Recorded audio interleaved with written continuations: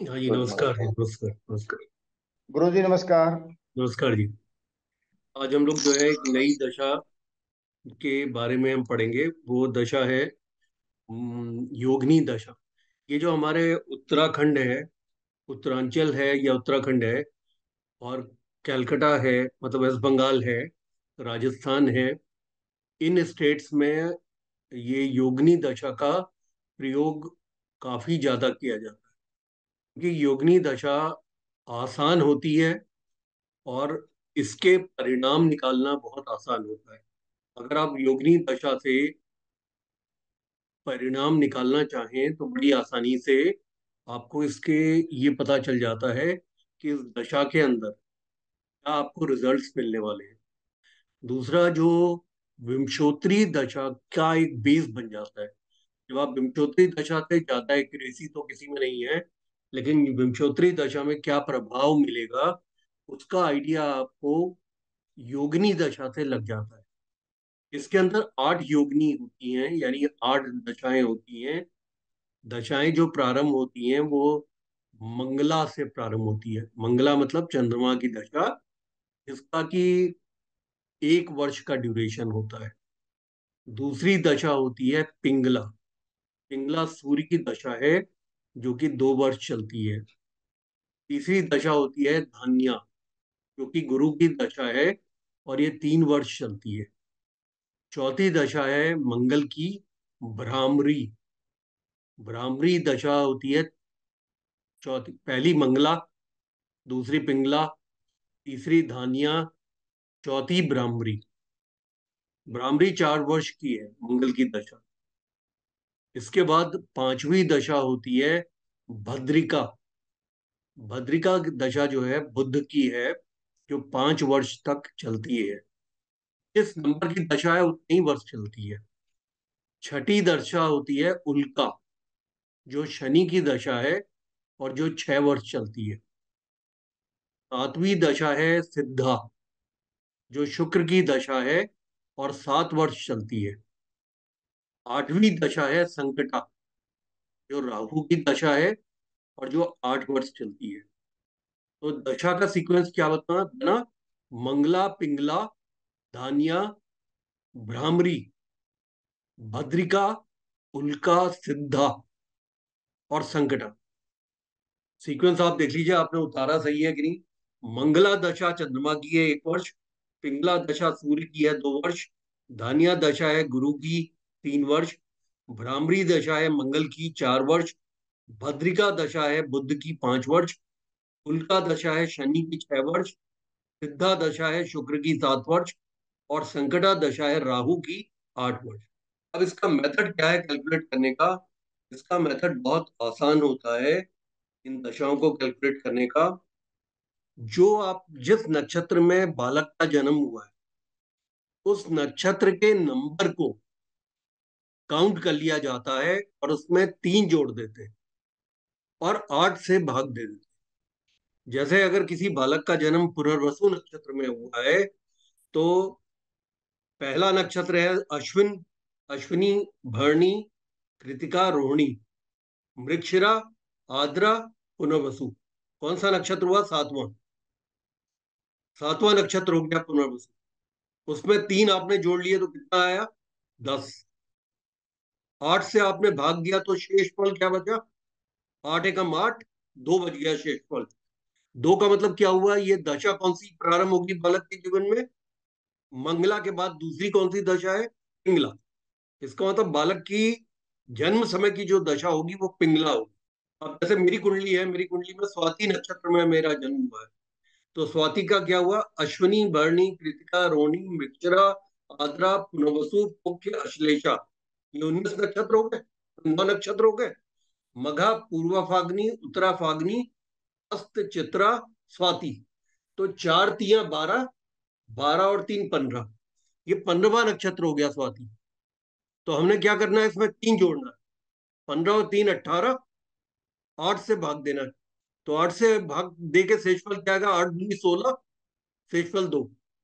तो मेरा जब जन्म हुआ था तो पिंगला दशा में हुआ था सूर्य की। पिंगला के बाद जो दूसरी दशा बनेगी वो मेरी नेक्स्ट जन्म की दशा होगी धान्या, गुरु की। धान्या के बाद तीसरी दशा जो मेरी आई, वो आई भ्रामरी। जो चौथी दशा है वो तीसरी होगी मेरी। और जो मंगला दशा है, जो पहली दशा है, वो लास्ट में आएगी, 36वें वर्ष में। कहने का मतलब है कि पिंगला दशा में मेरा जन्म हुआ। नेक्स्ट दशा मुझे आई 3 वर्ष की धान्या, गुरु की। फिर 4 वर्ष की दशा आई मुझे भ्रामरी, मंगल की। उसके बाद मंगल की दशा के बाद में उसी प्रकार से पांचवी जो दशा होती है वो होती है भद्रिका, वो मेरी बुद्ध की आई। फिर छठी दशा मुझे आई उल्का, शनि की। उसके बाद सिद्धा आई मुझे शुक्र की, 7 वर्ष की। और उसके बाद मेरे को आई संकटा, राहु की, 8 वर्ष। और लास्ट में जो मुझे दशा आई वो मंगला आई, चंद्रमा की, 1 वर्ष। इन योगिनी दशाओं का टोटल होता है 36 वर्ष। तो आपको क्या करना होता है कि 36 वर्ष की दशाएं कैलकुलेट करने के बाद फिर रिपीट हो जाएगा। फिर मेरा जैसे ये मंगला खत्म हुई तो फिर मेरी फिर 36 वर्ष तक की दशाएं, उसके आगे 36 × 36, 72 वर्ष। तो क्या होगा, मेरी फिर पिंगला से प्रारंभ हो जाएगी। पिंगला, धान्या, भ्रामरी, भद्रिका, उसी तरीके से वो चलेंगी। उल्का, उल्का के बाद सिद्धा, सिद्धा के बाद संकटा, संकटा के बाद मंगला। तो ये इसका कैलकुलेशन बहुत इजी है। आपको सिर्फ ये देखना है कि ये जो दशाएं होती हैं, इनका जो दशाफल होता है वो बड़ा आसान होता है। इसमें योगी योगिनी दशा में जैसा नाम होता है उसी प्रकार की ये दशाएं निकलती हैं। जैसे जिस समय मंगला की दशा आती है, चंद्र, ये चूंकि चंद्रमा इसका स्वामी है मंगला ग्रह, तो चंद्रमा की दशा आई। तो जब चंद्रमा की दशा आएगी तो इस दशा के अंदर आदमी अपने राइवल्स को, कॉम्पिटिटर्स को, एडवर्सरीज को पराजित कर देता है। यानी जितने भी उसके अपने जितने उसके शत्रु होते हैं उनको पराजित करता है। और वो पराजित किसे करेगा, उन सभी शत्रुओं को पराजित करेगा जो उसके एडवर्सरीज होंगे। ऐसा आदमी डिफिकल्ट सिचुएशन में भी अगर होगा तो मंगला की दशा में, चंद्रमा की दशा में ये डिफिकल्टी से बाहर आ जाता है। वो एक नया वाहन खरीदता है, प्रॉपर्टी में खरीद इन्वेस्टमेंट करता है, ऑर्नामेंट्स में इन्वेस्टमेंट करता है। उसका कैश का जो भंडार है वो बढ़ता है। उसको अच्छी पत्नी का और बच्चों का योग इसमें मंगला की दशा में होता है। नाम भी इसका उसी तरह से पड़ा है, मंगला। मंगला मतलब मंगल करने वाली। मंगला दशा जैसे कि उसका नाम है, उसी प्रकार से उसके जीवन के अंदर मांगलिक कार्य करवाती है। और इसमें कौन कौन से हाउसेस को एक्टिव करती है, प्रथम भाव को एक्टिव करती है। तो प्रथम भाव एक्टिव होता है तो आदमी अपने लिए नए कपड़े खरीदता है।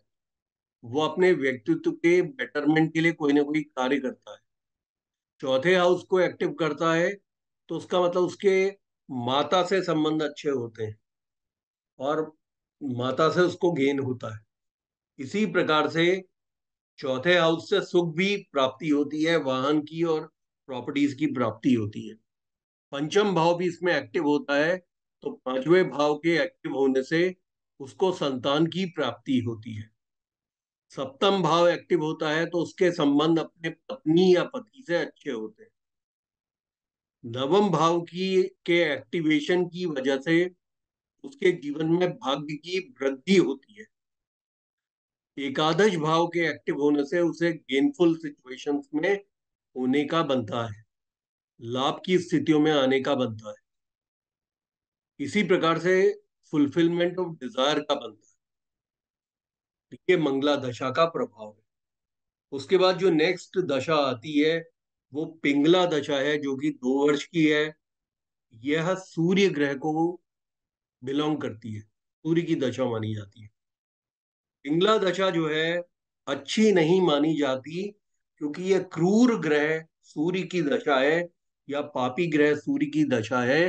तो पिंगला की दशा के अंदर व्यक्ति के परिवार में या खुद की हेल्थ में कुछ ना कुछ कमी आती है। ये दशा जो है आदमी को रेस्टलेस बनाती है। उसका झगड़ा फसाद होता है घर के अंदर, नेबरहुड में, मतलब उसके अपने पड़ोसियों से, बॉसेस से, सबॉर्डिनेट से। पिंगला जो है, पिंगला दशा के बारे में कहते हैं कि पहले पार्ट में पिंगला दशा अच्छा फल देती है अगर व्यक्ति विद्यार्थी है। अगर व्यक्ति विद्यार्थी है, मतलब विद्या अध्ययन कर रहा है, तो वो स्टडीज कर रहा है, तो पिंगला दशा जो है अच्छा प्रभाव देती है। और अगर व्यक्ति के वेल्थ क्रिएशन की बात की जाए तो दूसरा पार्ट पिंगला दशा का अच्छा होता है। लेकिन साथ ही साथ ये तीसरे भाव को और अष्टम भाव को भी एक्टिव करती है। तो थर्ड हाउस हमारे पुरुषार्थ का है, मेहनत का, मशक्कत का है। थर्ड हाउस हमारे एंटरप्राइजिंग होने का है, स्पोर्ट्स का है, परफॉर्मिंग आर्ट्स का है। और थर्ड हाउस ही नए इनिशिएटिव का है। और अष्टम भाव जो है सडन गेन का, सडन लॉस का है। अष्टम भाव आयु मृत्यु का है, लंबे समय तक चलने वाले रोगों का भी है। तो इस प्रकार से पिंगला दशा का अनुभव व्यक्ति को होता है। तो जैसे कि उसका नाम है पिंगला, उसी नाम के अनुरूप वह दशा आदमी की हेल्थ में, इन सब में कंसर्न क्रिएट करती है। अब तीसरी दशा का जो नाम है उसी नाम के स्वरूप को काम करती है। नाम है धान्या। धान्या की दशा 3 वर्ष की होती है और ये गुरु ग्रह को बिलोंग करती है। इसके धान्या की दशा में आदमी को जैसे धन धान्य की समृद्धि प्राप्त होती है, वो काफी धनाढ्य बनता है, धन से परिपूर्ण होता है, समृद्ध होता है। उसे जो है सरकार के द्वारा, राजा के द्वारा उसको मान सम्मान की स्थिति में वो आता है।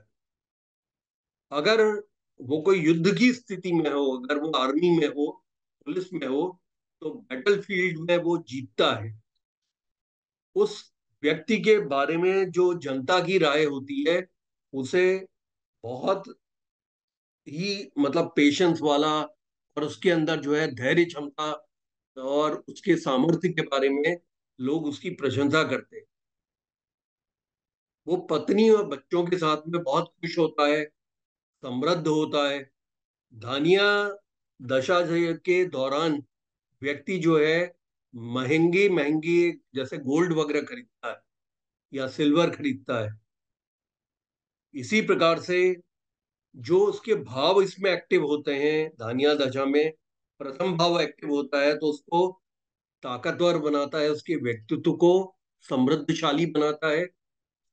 चतुर्थ हाउस उसका एक्टिव होता है तो चतुर्थ हाउस के एक्टिव होने से उसको धन धान्य और एसेट्स वगैरह उसके बढ़ते हैं। उसके सुख के, सुख को देने वाली चीजों की, और घर के अंदर में इलेक्ट्रॉनिक सामान, व्हीकल आना और पैसा आना, ये सब उसका बढ़ता है। पंचम भाव एक्टिव होने से उसे संतान से सुख मिलता है। छठा हाउस एक्टिव होने से वो कॉम्पिटिटिव सिचुएशंस में विजयी होता है। सप्तम भाव एक्टिव होने से पत्नी और पति के साथ, अगर स्त्री है तो उसका पति के साथ संबंध अच्छा होता है।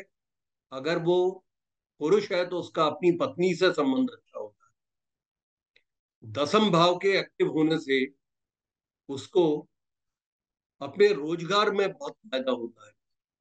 और 11वें भाव के एक्टिव हो जाने से उसको गेन्स की स्थितियां प्राप्त होती है, लाभ की स्थितियां प्राप्त होती है। जगदीश जैन साहब, आपकी आशुतोष से बात हो गई थी? गुरुजी नहीं हुई। ऐसा है कि जो आशुतोष, वैसे तो मैं भी आपको बता सकता हूँ। एस्ट्रो हम्म। पाठशाला का जो आप ऐप खोलते हैं, उस ऐप के एक्सट्रीम लेफ्ट कॉर्नर में, ऐप जब आप खोलते हैं एस्ट्रो पाठशाला का, तो उसका हम्म। एक्सट्रीम लेफ्ट कॉर्नर, जहाँ 90 डिग्री बनता है, 90 डिग्री बनता है, वहां पे आप क्लिक करेंगे तो एक विंडो खुलती है। उस विंडो में स्टडी मटेरियल लिखा हुआ है। मैंने तो गुरुजी एस्ट्रो पाठशाला लिख के और उसके आगे स्टडी मटेरियल टाइप किया था, तो फिर उसमें कुछ नहीं आया।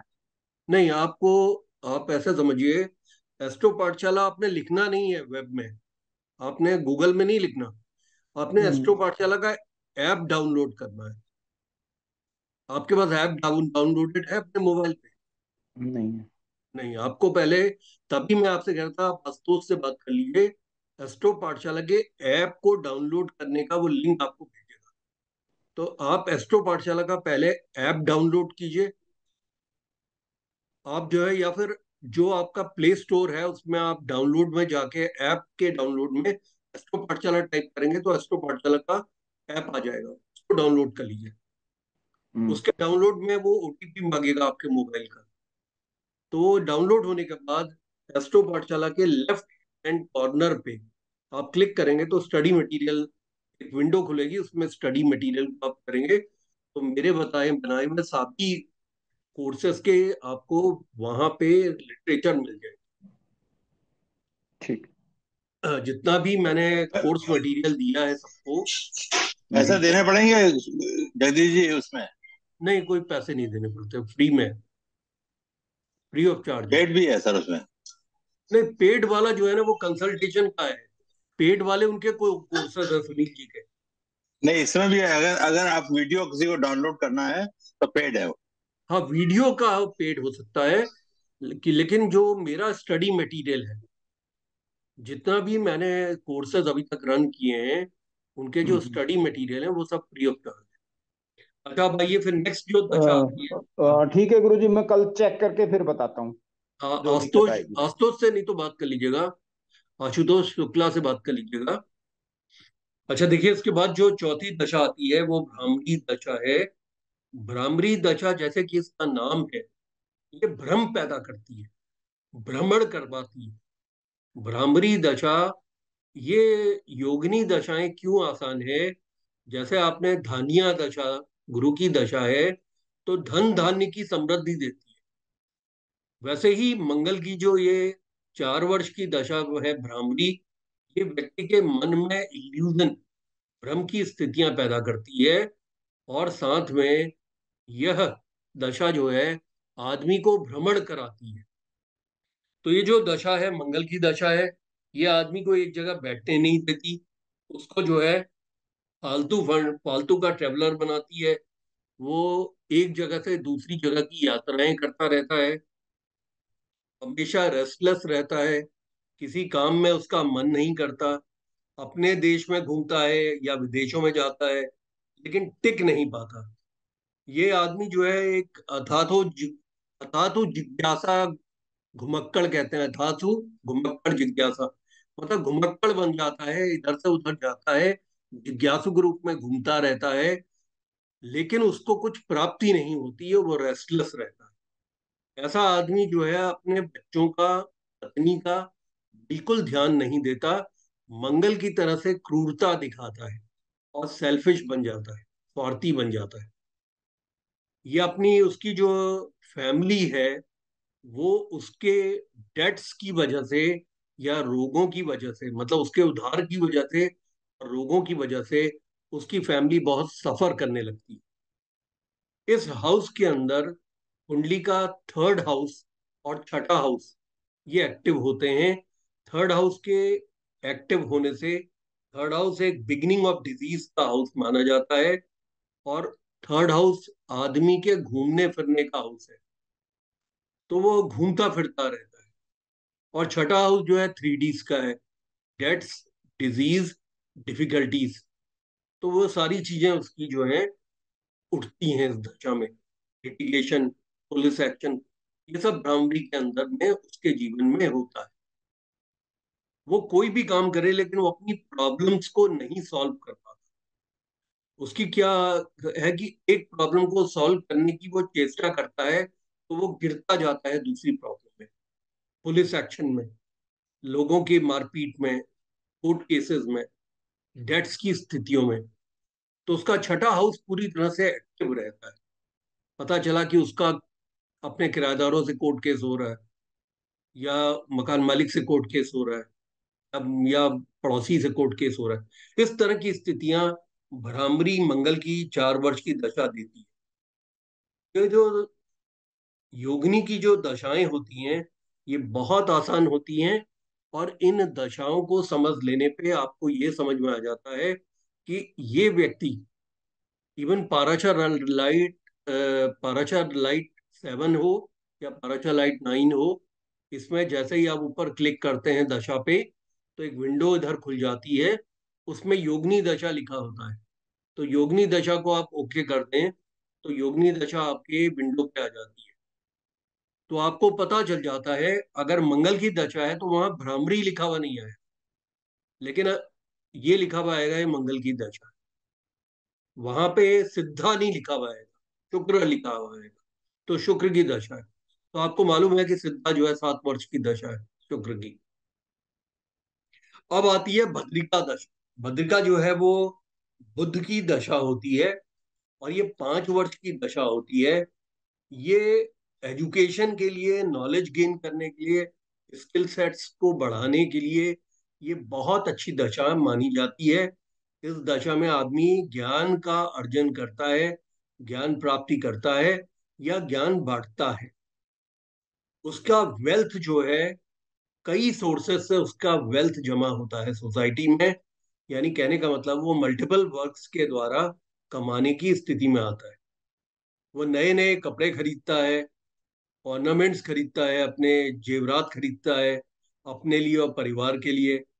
उसको सरकार के द्वारा रिकॉग्निशन और रिवार्ड्स मिलते हैं। उसे काफी जो है अच्छे जिंदगी का सबब उसको मिलता है। उसकी जो है मित्रता और अपने रिश्तेदारों के साथ उसका संबंध बहुत अच्छा होता है। उसका कम्युनिकेशन जो है बहुत अच्छा रहता है। वो चैरिटेबल और सोशल वर्क करता है। तो जो बुद्ध है उसको न केवल अच्छी बुद्धिमानी देता है, साथ में बुद्ध उसको कर्मठ भी बनाता है। वो लोगों की मदद में कोई ना कोई काम कर सके। वो चैरिटेबल सोशल वर्क में काफी अग्रणी रहता है। ये भाग्य का जो भाव है नवम, और द्वितीय भाव जो वेल्थ का है उसको एक्टिव करती है दशा। सेकंड, नाइन्थ और 11th को एक्टिव करती है।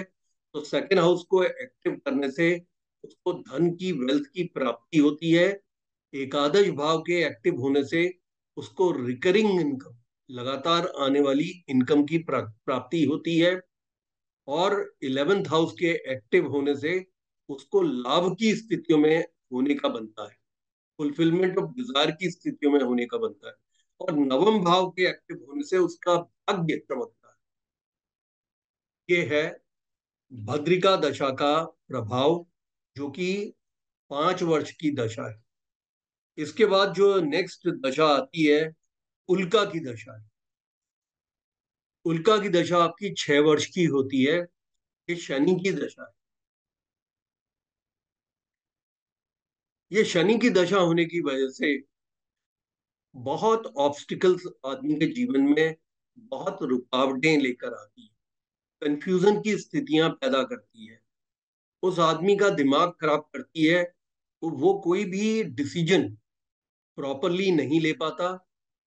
उसका एंगर का, डिजीज का, दोनों का लेवल बढ़ जाता है।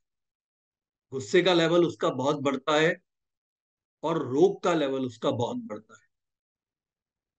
उसके साथ क्या होता है, अगर वो शनि की पूजा नहीं करता, अगर वो शनि चालीसा ना पढ़े, अगर वो शनि देव के मंदिर में नहीं जाए, तो ये उल्का की दशा बहुत इम्पेडिमेंट्स और रुकावटों की दशा मानी जाती है। बहुत उसको भद्रिका की दशा में जितना वो आसानी से कमा रहा था, उल्का की दशा में उतना ही उसको मशक्कत मेहनत करके कमाने का योग बनेगा। यानी उल्का की दशा उसकी जो है पसीने छुड़वा देती है, क्योंकि शनि की दशा है तो रुकावटों की, ऑब्स्ट्रक्शन की दशा है। और ये आदमी को बहुत ज्यादा मेहनत मशक्कत करा के ही धन प्राप्ति की तरफ ले जाती है। इसको कम से कम जो है उसको शनि चालीसा या दशरथ कृत शनि स्तोत्र उसको 3 बार कम से कम रोज पढ़ना चाहिए। शनि के मंदिर में जाके दान मान करना चाहिए। पीपल के वृक्ष के नीचे उसको दिया जलाना चाहिए। उसको शनि देव की पूजा अर्चना करनी चाहिए। तिरुपति बालाजी में दान करना चाहिए। तभी उल्का की दशा में जो उसका दिमाग खराब होता हो जाता है, यानी जो डेल्यूजन की स्थिति उसकी आ जाती है, भ्रामक स्थितियों में वो आ जाता है और रॉन्ग डिसीजंस लेने लगता है, इनडिसाइसिव हो जाता है, यानी कि कोई भी डिसीजन पे वो कारगर नहीं होता, उसको डायलेमा की पोजीशन हमेशा रहती है कि ये करूं कि वो करूं, वो इसमें किसी की सुनता भी नहीं, गुस्से के अंदर वो हमेशा भरा हुआ रहता है और रुग्ण भी रहता है, रोगी भी रहता है। तो ये जो उल्का की दशा है, ये 6 वर्ष की दशा आदमी के पसीने छुड़ाती है। अब इसको 7 वर्ष की दशा नेक्स्ट आती है, वो है सिद्धा की दशा। सिद्धा जो है शुक्र की दशा है। जैसे आपको नाम से पता चल रहा है कि सिद्धा एक अच्छी दशा। सिद्धा की दशा जो 7 वर्ष की होती है, ये आदमी के पास अगर धन नहीं भी है तो उसे वो मल्टी मिलियनर बनाती है, यानी उसे काफी धनाढ़ बनाती है, उसको काफी धनी बनाती है। वो गरीब स्थिति में भी हो तो भी वो धनवान बनता है। उसे सरकार के द्वारा, सोसाइटी के द्वारा उसको काफी रिस्पेक्ट मिलती है। उसका नाम जो है नेशनल इंटरनेशनल लेवल पे चमकता है। जो भी काम वो करने की चेष्टा करता है, उसके भरपूर उसको परिणाम मिलते हैं। इस वजह से उसका समाज, राज समाज के अंदर उसका नाम, इज्जत और धन, ये सभी बढ़ता है। उसको साथ में परिवार के अंदर उसकी वृद्धि होती है। जैसे कहने का मतलब है कि संतान का हो जाना, या कोई संतान का विवाह हो जाना, दामाद का आ जाना, या फिर एक पोते का आ जाना, तो इसका मतलब वृद्धि की दशा है। तो ये समाज, राज समाज में और परिवार के अंदर दोनों जगह वृद्धि का सबब बनती है ये दशा, सिद्धा दशा। और ये शुक्र ग्रह की दशा है, जो कि 7 वर्ष की दशा है। अगर ये एजुकेशन के फील्ड में व्यक्ति होता है तो बहुत ज्ञानी बनता है और एजुकेशन के फील्ड में बहुत अच्छा करता है। इस दशा में एक आदमी को काफी ताकतवर बनने का बनता है। उसकी जो है, जो वो चाहता है कि मुझे जितनी इज्जत मिलनी चाहिए राज समाज के अंदर, उतना ही उसी तरह का वो काम कर पाता है सफलता के साथ, तो उसको उस तरह की इज्जत मिलती है, अथॉरिटी मिलती है, प्रोस्पेरिटी मिलती है, समृद्धि मिलती है।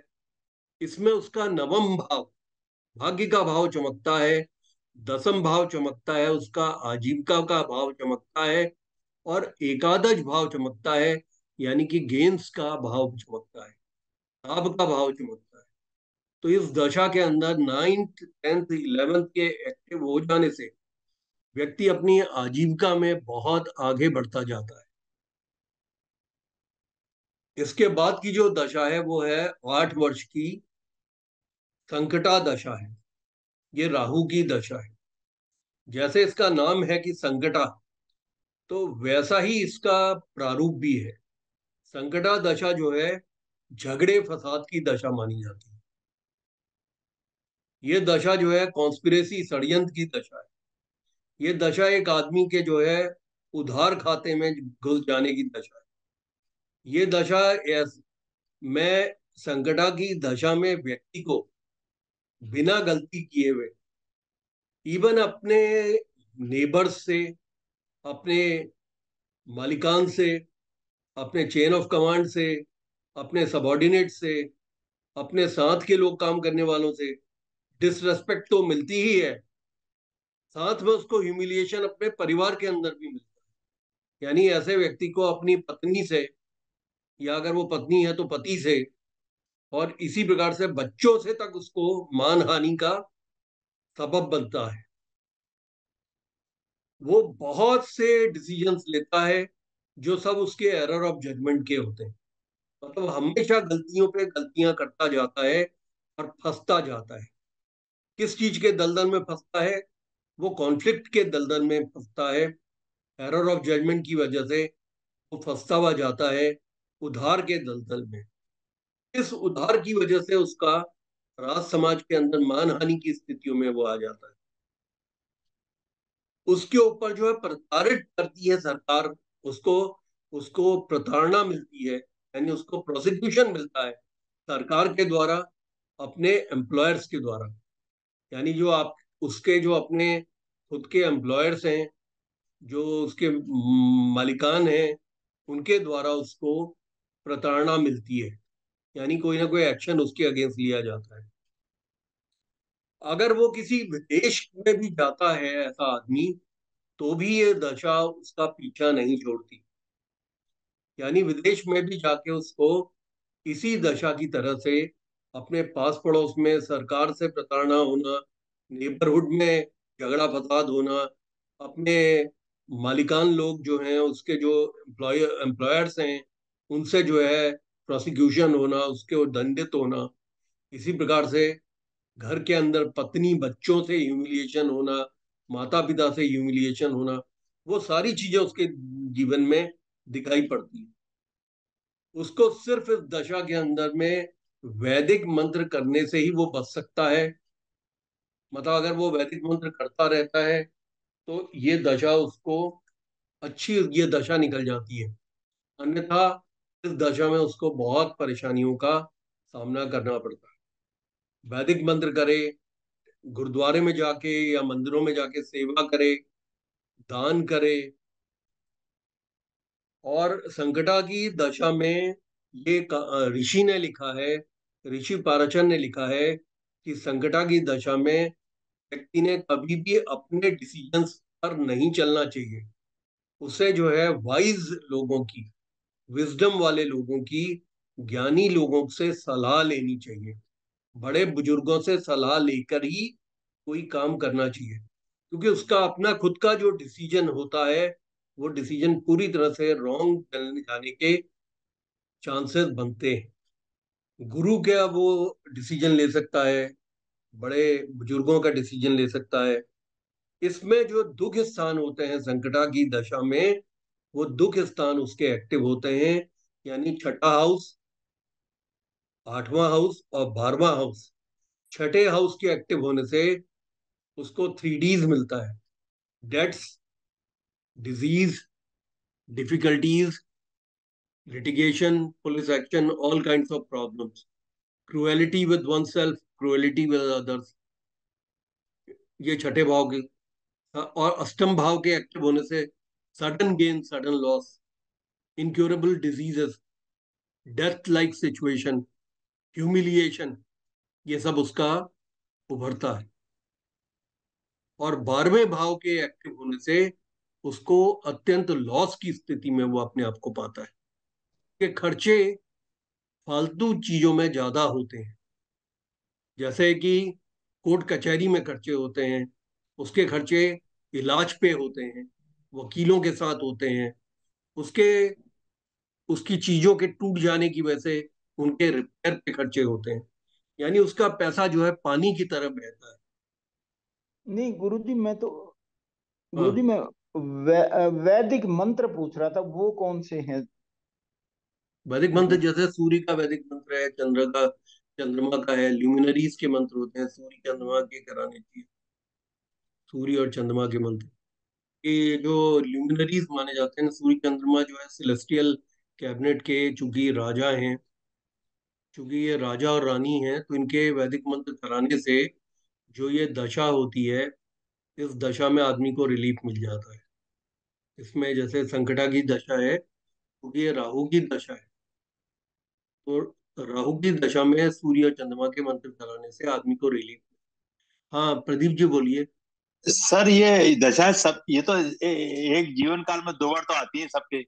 हाँ आएंगी, बिल्कुल आती है। 2 बार आएंगी तो जो सडन गेन होगा तो 2 बार तो होगा ही सबको।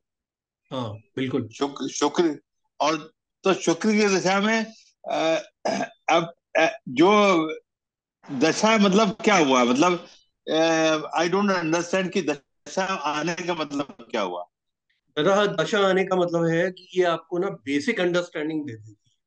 जैसे आपको सिद्धा की दशा किसी को चल रही है, अब ये सिद्धा की दशा उसको बचपन में भी एक बार आएगी, 36 वर्ष तक, क्योंकि योगिनी दशाओं का टोटल 36 वर्ष है। फिर 36 वर्ष से दूसरा पायदान शुरू हो जाएगा। जो दशा उसकी बचपन में शुरू हुई थी, वो फिर दशा 36वें वर्ष के बाद 36 से 37 में शुरू हो जाएगी। तो वो दशा जो है फिर 72 वर्ष में जाके समाप्त हो जाएगी। लेकिन बहुत से लोग 90 वर्ष तक जीवित रहते हैं, तो उनका फिर तीसरा फेज उसी तरह से दशाओं का चलेगा। अब ये क्या होता है कि एक आदमी जो है बहुत धनाढ्य भी है, उसको सिद्धा की दशा में उसको धन धान्य समृद्धि की तो बहुत पैसा तो मिल रहा है, लेकिन सिद्धा के बाद में संकटा की दशा आ गई उसकी। तो पता चला कि उसको हेल्थ की प्रॉब्लम आ गई, या उसके परिवार में किसी को हेल्थ की प्रॉब्लम आ गई, या उसके बिजनेस में लॉसेस होने शुरू हो गए, उसके ऐसी चीजों में कोर्ट केसेस में खर्चे होने लगे, उसके इलाज पे खर्चे होने लगे, परेशानियों के सबब उसके बने, क्योंकि 7 साल की सिद्धा की दशा के बाद 8 साल की संकटा की दशा है। तो ये हमें में आ जाता है कि एक बार तो उसको परेशानी आएगी 36 वर्ष की के आयु के पहले पहले। अब ये हमें नहीं मालूम कि संकटा उसको कब पड़ रही है, क्योंकि संकटा हो सकता है उसकी पहली दशा हो। आप समझ रहे हैं, क्योंकि हमने जो है दशा उसकी कैसे निकालनी है जन्म समय की, उसके नक्षत्र में 3 जोड़ के 8 से भाग देना है। तो जो शेष फल है, वो शेष फल उसका 7 भी हो सकता है, 8 भी हो सकता है। अगर शेषफल 8 है तो उसकी संकटा की दशा से प्रारंभ हो रही है, तो बचपन ही उसका खराब हो गया। मतलब बचपन के जो 8 साल होंगे, वो 8 साल उसको बड़ी चोटें लगेंगी, अस्पताल के चक्कर काटेगा, परेशानियों का उसको सबक मिलेगा, उसके परिवार के अंदर झगड़े फसाद की स्थिति होगी, माता पिता की स्थिति खराब होगी, धन की स्थिति खराब होगी, एजुकेशन में वो अच्छा नहीं कर पाएगा। ये है। अब उसको सिद्धा की दशा जो है लास्ट में पड़ेगी, 36वें वर्ष के 7 साल पहले, मतलब 29 साल से। तो 29 साल से 36 साल के बीच में सिद्धा की दशा में बहुत अच्छा करें। दूसरा, इस दशा के बारे में ये भी कहा जाता है कि आपको ये भी देखना है कि जिस प्लेनेट की दशा आ रही है, वो प्लेनेट कितना डिग्निफाइड है। अब जैसे कहने का मतलब, कोई कुंभ लगन का जातक है, तो उसका लग्नेश ही शनि है। तो उल्का की जो दशा है शनि की दशा 6 साल की दशा, आपको मालूम है, ये बद्रिका के बाद उल्का की आती है 6 वर्ष की दशा। अब अगर उसका लग्नेश की दशा आ रही है, तो लग्नेश की दशा तो हमेशा अच्छे परिणाम देगी। और पता चला शनि का कोई राजयोग बन रहा है, तो हमेशा ये हमें, जैसे भ्रामरी की दशा मेरी चली जब मंगल की, तो मंगल मेरा लग्नेश था, मुझे चोटें वोटें तो मिली, लेकिन अपने ऑफिस में प्रमोशन भी मिले, क्योंकि मेरा लग्नेश था मंगल एरीज असेंडेंट में।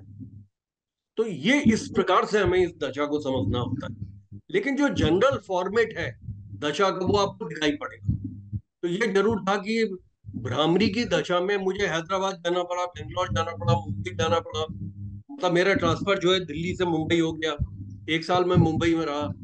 तो भ्रमण तो मैं करता रहा, और चोट भी आई, मुझे फ्रैक्चर भी आ गया, प्रॉब्लम भी। लेकिन भ्रामरी की दशा में ही जीवन के अंदर बहुत उत्थान भी, प्रमोशन भी हुए, सैलरी भी बढ़ी। ये है। नेहा, अपना म्यूट कर लो, इसमें थोड़ा ना शोर आ रहा है। तो सर इसमें इसमें बेसिक तो पहले अपना कुंडली देखनी है और हाँ, दशा से रिलेट करना है। हाँ। पहले, सबसे पहले ना इस दशा का, इसका जो हम आपको जनरल जो आपको बता रहे हैं, वो जो जनरल इसका वो है, वो तो रहेगा। लेकिन हमको ये भी समझना है कि जनरल होने के अलावा कुंडली स्पेसिफिक भी दशा का रिजल्ट। कुंडली स्पेसिफिक मतलब, अगर किसी का राहु जो है उच्च का है, केतु उच्च का है, क्योंकि केतु की तो दशा नहीं होती है, लेकिन संकटा की राहु की दशा होती है। इसके अंदर 8 ही दशाएं हैं और ग्रह 9 है, तो केतु की कोई दशा नहीं होती। तो ये है। तो इसमें जिस समय संकटा की दशा आएगी, उसका राहु उच्च का है, तो आदमी विदेश में जाके खूब कमाएगा। ये है। हाँ नेहा, बोलो। सर मुझे पूछना था, ये योगिनी दशाएं विंशोत्तरी दशा से डिफरेंट होती हैं? हाँ, ये बिल्कुल फर्क दशाएं हैं, विंशोत्तरी दशाओं से फर्क होती हैं। सबसे एक्यूरेट जो दशा है नेहा, वो तो विंशोत्तरी दशा है। लेकिन योगिनी दशा का एक फायदा ये होता है, नेहा तुम अपने आप को म्यूट कर लो, मैं तुम्हारे क्वेश्चन का आंसर दे रहा हूँ। तुम्हारा आज ऑडियो सिस्टम खराब है, तो बहुत डिस्टरबेंस कर रहा है। तो जो योगिनी दशा होती है, वो हमें बेसिक फॉर्मेट समझाती है। तो जो लोग योगिनी दशा से प्रेडिक्शन करते हैं, उनके प्रेडिक्शन बहुत एक्यूरेसी के साथ जाते हैं जब वो योगिनी दशा का फल विंशोत्तरी दशा के बैक ऑफ द माइंड लगा के चलते हैं। जब उन्होंने देख लिया योगिनी, जैसे मैंने बताया कि मेरी भ्रामरी की दशा में मुझे ऑफिस की तरफ से बॉम्बे भी ट्रांसफर किया गया, ट्रेनिंग पे हैदराबाद भी भेजा गया, बेंगलोर भी भेजा गया। तो भ्रमण तो मेरा रहा 4 वर्ष, बहुत इधर उधर जाना। दूसरा, भ्रामरी मंगल की दशा होने की वजह से, मेरी कुंडली का अष्टमेश होने की वजह से उस दशा के अंदर मुझे एक्सीडेंट भी हुआ, फ्रैक्चर भी हुआ। लेकिन लग्नेश होने का भी उसने मुझे फायदा दिया, मेरे को प्रमोशन करा दिया और अच्छी सैलरी दे दी। तो ये होता है। तो कुंडली स्पेसिफिक ये दशाएं चलती हैं, और इन दशाओं का अध्ययन इसी तरह से किया जाता है। लेकिन इन दशाओं में सबसे खूबसूरत बात यह है कि बहुत से पंडित वेस्ट बंगाल के हैं और राजस्थान के हैं, उत्तराखंड के हैं, वो सिर्फ योगिनी दशा से प्रेडिक्शन करते हैं और बहुत एक्यूरेट प्रेडिक्शन कर जाते हैं। ये विंशोत्तरी दशा में जहां अपना दिमाग लगाना पड़ता है, परमुटेशन कॉम्बिनेशन, मतलब प्लैनेट है, डिस्क्वाजिटर है, और उसको हम देखते हैं, नक्षत्र के स्वामी को, बहुत सी चीजों को देखते हैं। अभी देखते हैं है कौन सी क्या महादशा देख के अंतर्दशा चल रही है। हाँ, फिर महादशा देखते हैं, अंतर है, इसमें भी महादशा, अंतरदशा, प्रत्यंतर दशा होती है योगिनी में भी। योगिनी के अंदर भी उसी तरह से, जैसे पिंगला की दशा आएगी तो पिंगला में पिंगला आएगा, फिर पिंगला के बाद धानिया आएगा, फिर भ्रामरी आएगी। तो उसी तरीके से सीक्वेंस चलता है। इसमें भी दशा, अंतरदशा, प्रत्यंतर दशा आती है। तो जो ज्योतिष के जो अच्छे प्रैक्टिशनर्स हैं, वो इसमें दशा, अंतरदशा, प्रत्यंतर दशा, सूक्ष्म अंतर तक देखकर आदमी को रिजल्ट अच्छे बताते हैं। इसके जो सूक्ष्म अंतर होते हैं बहुत छोटे समय के होते हैं। तो वो ये बताते हैं कि भाई, सूक्ष्म अंतर में तुम्हारा उल्का की दशा आ गई शनि की, और शनि तुम्हारा लग्नेश है। तो चाहे इस दशा का भ्रामरी में उल्का आई है, भ्रामरी की दशा तो अच्छी नहीं है, लेकिन उल्का का जो ये अंतरे का समय आ रहा है, इसमें तुम्हारी कोई अच्छी डील बन जाएगी, पैसा मिल जाएगा। ये तो ये एक अच्छी बात होती है उस दशा में। अब मैं जो है कुंडली पे एक दिखाता हूँ। अमिताभ की कुंडली पे ही हम इस दशा को लेके चलेंगे। ये जैसे अमिताभ बच्चन की कुंडली है। अब जैसे इसको, ये यहाँ पे क्लिक किया जाता है, ये इसको ध्यान से देखना। जहाँ योगिनी अभी लिखा है ना, मैं इसको इसको जैसे क्लिक करते हैं तो यहाँ जैसे विमशोत्री है, ओरिजिनल में विमशोत्री है, और यहाँ विमशोत्री पे कर्सर लेके गए और यहाँ पे क्लिक किया। यहाँ नीचे कहाँ लिखा है, ये लिखा है योगिनी। योगिनी किया, ओके किया, ये योगिनी दशा आ जाएगी। अब इसका, अमिताभ बच्चन की जो दशा है, ये दूसरा एक तरीका और है इसको देखने का। रिपोर्ट्स में जाके दशा पे चले जाओ, दशा पे जाके योगिनी में आ जाओ। अब योगिनी की दशा ये आ गई, तो ये पता चल जाएगा कि पिंगला की दशा में अमिताभ बच्चन का जन्म हुआ था, और जिस समय इसका जीवन जीवन में उन्नति आई है 1971 के आसपास, तो संकटा की दशा में इसको सबसे ज्यादा उन्नति मिली है। मतलब इनको जो है 1971 में और 71 से लेकर, संकटा में मंगला की दशा में, चंद्रमा की दशा में, संकटा में पिंगला की दशा में, संकटा में धानिया की दशा में, संकटा में भ्रामरी की दशा में, संकटा में भद्रिका की दशा में, और उल्का की दशा में सबसे ज्यादा उन्नति इनको उल्का में मिली। उस समय पे इनकी दो पिक्चरें आई थी, दीवार और शोले। और उसके बाद ये सिद्धा की दशा में एक मूवी इनकी दीवार जो है, मेरे ख्याल से अ, उल्का की दशा में रिलीज हुई थी। और जो सिद्धा यानी वीनस की दशा में इनकी जो दूसरी मूवी शोले रिलीज हुई थी।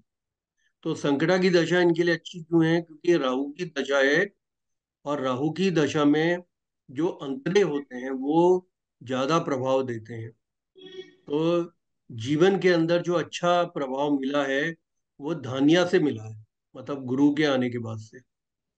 इवन सूर्य के आने के बाद से भी मिला है, क्योंकि उस समय शूटिंग चल रही थी जंजीर की। जंजीर मेरे ख्याल से रिलीज हुई है मई के महीने में।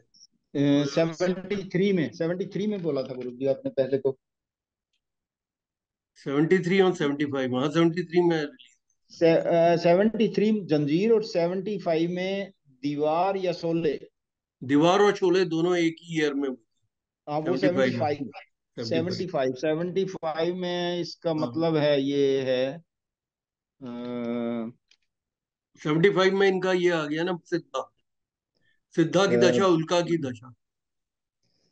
उल्का की। नहीं नहीं, बद्रिका बद्रिका तो की आ रही। इनकी। नहीं नहीं, बद्रिका इनकी जो है ना 23 मार्च 73 से हाँ 2 मई 74 उल्का में तक। आ गई। उल्का उल्का में आ में गई। शनि की दशा में इनका हुआ 2 मई 74 से 1 सितंबर 75 तक की दशा। और इसी में सिद्धा में एक मूवी रिलीज हुई थी, शोले। सिद्धा जो है 1 सितंबर 1975, सिद्धा शुक्र की दशा होती है, उससे 22 मार्च 1977 तक। इस दौरान इनको बहुत, मतलब मीटियोरिक राइज मिला। मीटियोरिक राइज तो उनको 73 से ही मिलना शुरू हो गया था, भद्रिका के टाइम से। मतलब इसका मतलब संकटा में भद्रिका की जो अंतरा था। अब आप देखो, संकटा में भद्रिका के अंतर में अगर आप जाते हो, 73 आप ठीक कह रहे हैं, 73 में हुआ था। हम 73 में जब हम जाते हैं यहाँ पे, वैसे 71 से कहते हैं इनको शनि की महादशा प्रारंभ हुई थी, इनका समय अच्छा आ गया था, क्योंकि उस समय पे इनको कई मूवीज वगैरह मिल गई थी। और ये जैसे जैसे संकटा की दशा में राहु जो है इनका सूर्य की राशि में बैठे हैं और केंद्र स्थिति के हैं। और राहु यहाँ पे नवमांश में इनके अच्छे बैठे हुए हैं। और राहु फिल्म वर्ल्ड के भी प्लेनेट हैं, 10वें भाव में बैठे हैं। और राहु इनके दशमांसा के 10वें भाव में है। तो राहु की स्थिति काफी सुदृढ़ है। इसलिए संकटा की महादशा में इनको इस तरह का अच्छा प्रभाव मिला। और संकटा में भद्रिका में इनको, भद्रिका की दशा जो बुध की आई, तो बुध आप देखिए उच्च के हैं इनके, और अष्टम भाव में बैठे हैं। अष्टम भाव सडन गेन सडन लॉसेस का होता है, तो सडन गेन इनको दिया। और बुध जो एक अच्छे कारक भी माने जाते हैं इस गुरु जी भाव। हम्म। यहाँ मैं रोकना चाहूंगा कि मरकरी यहाँ रेट्रोग्रेट है, उच्च के मरकरी रेट्रोग्रेट हो गए तो वो तो नीच के फल देंगे। ये आपसे किसने बोला है? गुरु जी सुनील वशिष्ठ ने। अब कोई देखिए भी मैं उच्च का ग्रह अगर वो वक्री हो जाता है तो नीच के फल देगा, आपको, मैंने नीच का। पिछले बार भी मैंने बोला था कि रेट्रोगेट पे मेरा जो है दो दो लेक्चर हैं। लेक्चर्स हैं, और वो आप एस्ट्रो पाठशाला से डाउनलोड कर लीजिएगा, उसमें आप पढ़ लीजिएगा। ये बिल्कुल नहीं गलत है नियम मेरे है। पास। ये गलत नियम है। ये नियम है ही नहीं। ऐसा कोई नियम नहीं है। बुद्ध का उच्च का होना, रेट्रोगेट होने से वो नीच का हो जाता है, ऐसा कोई नियम नहीं। और नीच का हो तो वो रेट्रोग्रेट होने से उच्च के हो जाते हैं। नहीं है ऐसा नियम। ऐसा नियम नहीं है।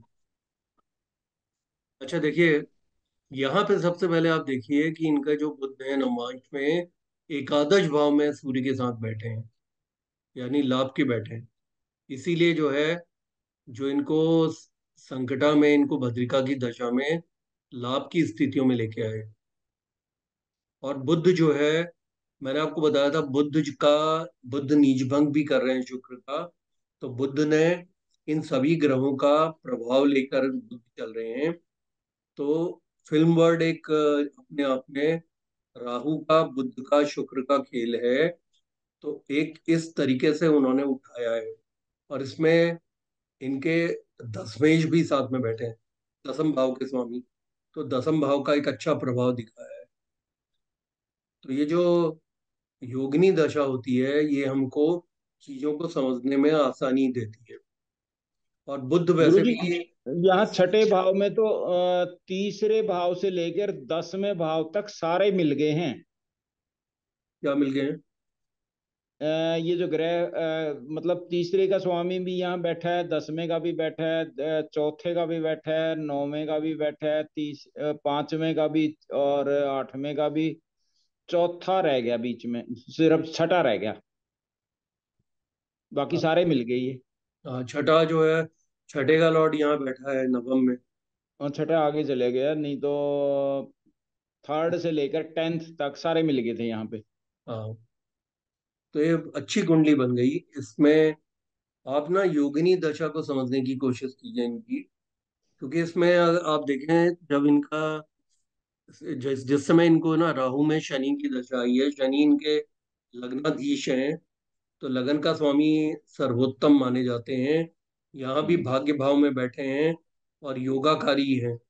योगाकारक हम्म। कैसे हैं? क्योंकि शुक्र का लगन है, उसमें हम्म। शनि योगाकारक होते हैं। तो हम्म। ये बहुत अच्छी स्थिति में है। उस समय पे इनकी जंजीर, वो इनकी शोले, वो दीवार जब आई तो ये सुपरस्टार बने। जंजीर 73 में तो जंजीर बोला था अपने गुरु। मैं जंजीर समय और मैं 75 की बात कर रहा हूँ ना आपको, जो ये दशा। 75 में दीवार और शोले। हाँ, तभी तो मैं बता रहा हूँ, जो राहु में शनि है वो 2 मई 74 से 1 सितंबर 75 तक है।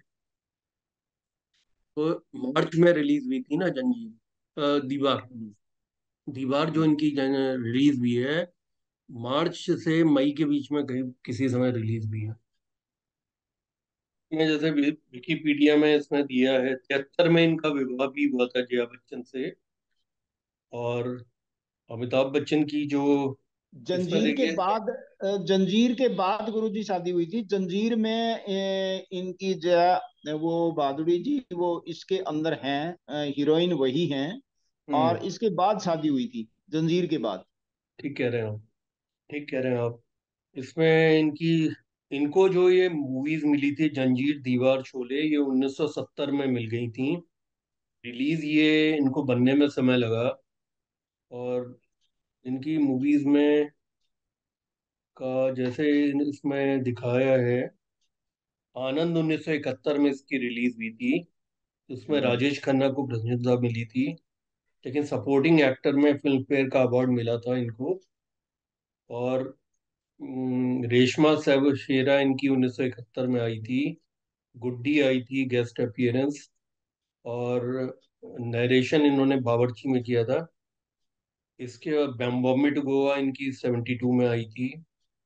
और संजोग आई थी। फिर उसके बाद इनका 73 से इनका जो स्टारडम शुरू हुआ था। हम्म। बदेहाद आई थी 73 में, इनकी जंजीर आई थी 1973 में।